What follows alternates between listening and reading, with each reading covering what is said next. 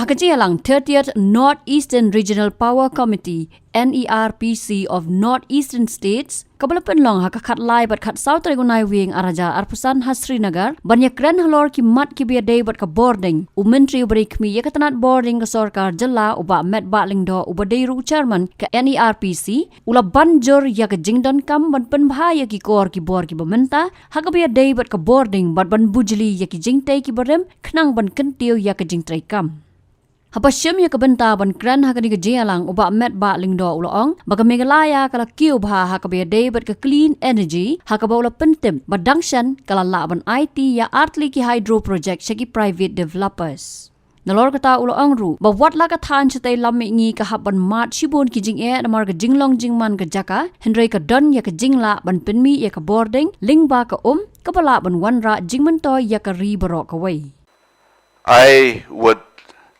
like to sincerely thank Mr. Adhikari on behalf of the NHPC for organizing this very, very important meeting and making all the necessary arrangements in such a good and grand manner.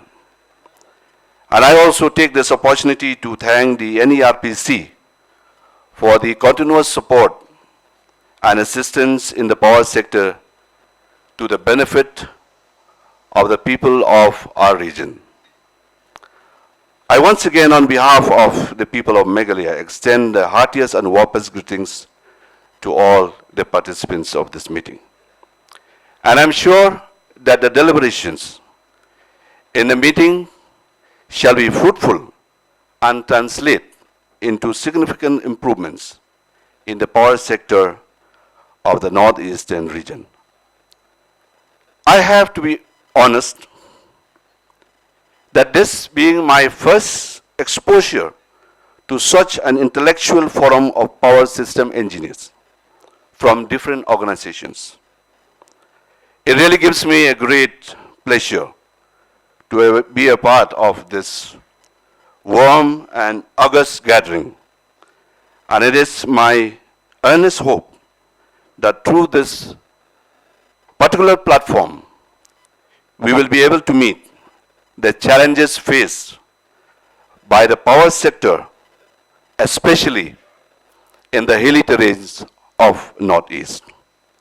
I hope that this particular meeting will address many of the pertinent and recurring issues affecting the power sector in the Northeast region.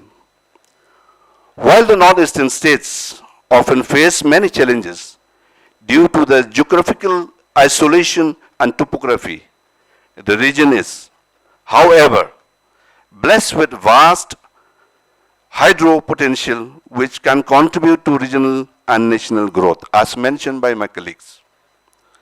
Hydropower is more relevant today than ever, considering technical grid-related challenges due to the ability to ram up or ram down the generation based on the grid conditions. In this regard, a big fillip to the tapping of hydro potential of the region has been given with the test run of the first of the 8 250 megawatt units on the 24th October 2025 of the 2000 megawatt lower Subansiri hydroelectricity project, the country's largest of its kind. NHPC is to be congratulated for overcoming all the hurdles.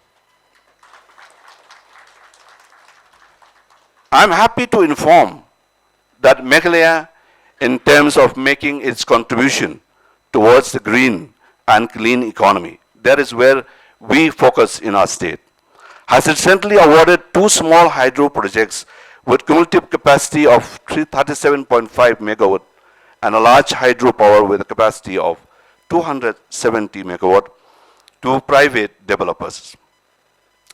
Meghalaya is always striving to improve the reliability of the generation and distribution of power within the state and the transmission of power within and outside the state.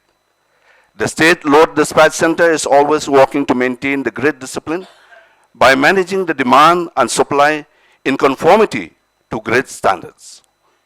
To improve the efficiency of the functioning and to establish more reliability, there is always need to introduce modern technology and further investment in replacing the old obsolete infrastructures. I am thankful to NERPC that the proposals for revision of the switch gears and protection system in the existing interstate transmission of 33 by 11 kV substations and revisions of associated 33 kV lines submitted by MEPDCL have been approved in the 27th NERPC meeting. The DPR has been submitted to the PSDF Secretariat, and I hope that the approval process of the DPR would be expedited and will be sanctioned very soon. Taking this opportunity, I would like to reiterate what had been deliberated in previous NERPC meetings through records. With respect to the expediting completion of the following important interventions: upgradation activities of the SCADA EMS systems at regional, state level in the northeastern region, as these systems, being obsolete, pose severe risks, especially with the increasing cyber threats. And if the upgradation work is not started soon, there could be catastrophic consequences on the power system in the entire region. In this regard, the proposal of upgradation of SCADA EMS of the NER states has been pending with the PSDF for a long time, and it is high time that it should get final approval from the PSDF monitoring committee so that the implementing agency can proceed further. We would be expecting an update on the same from the CEA. In the intervening period, extension of the AMC for the above SCADA EMS system is critical, as without secure and reliable operation and maintenance of these systems, real-time operations and planning for the power system becomes an impossibility. I believe that the issues raised by member states in the past will be resolved very soon. It is learned that the SAMAS system, with all its intended benefits, has been hampered for want of a reasonable EMS cost. Its maintenance and smooth functioning is critical for the states of northeastern region, and I urge upon the vendors concerned to come up with a reasonable offer in line with what had been deliberated in various platforms on many occasions. CA has come out with the Inter-State Transmission Adequacy Report 2034-35 for the northeastern region states. The transmission assets mentioned in the report are essential to ensure reliable evacuation of power from generating units and supply of power to the DISCOMs in financial year 2035 timeframe. However, for implementing the projects, huge financial investment is required, which is much beyond the capacity of the financially stressed northeast region states.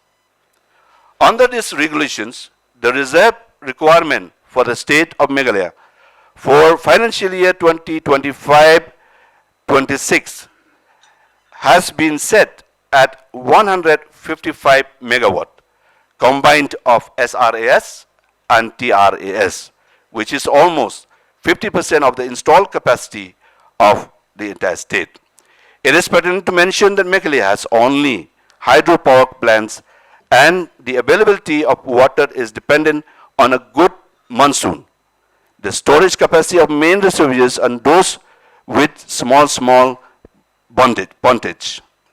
This, in addition to run on the river projects, make it difficult for the state to maintain the mandated reserves. I believe this is the situation with other states in the region also. Hence, I expect that the NLDC will take into account the situation and respond to it. Before I conclude, I would like to state that the northeastern region stands as a pivotal juncture in its energy transition. Through collaborative efforts, strategic investments, and robust policy frameworks, we can ensure sustainable power development across the region. I hope that the outcome of discussions today will significantly contribute towards an efficient power system in the region. I'm sure that the Member Secretary has taken note of all the points mentioned by my colleagues as well.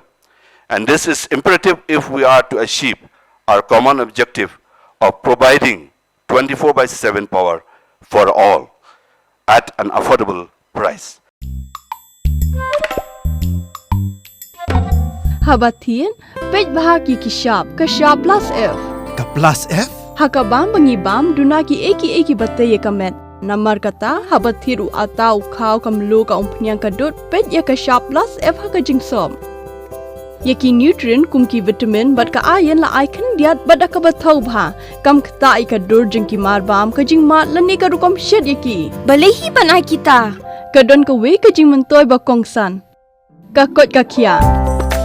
Ka nutrition bakam bha kajing im bakam bha pendon kam daki marbam medon ka sharp plus F menta kasni. Lawan Ra Shafi Lingba ko office jong Commissionerate of Food Safety Meghalaya.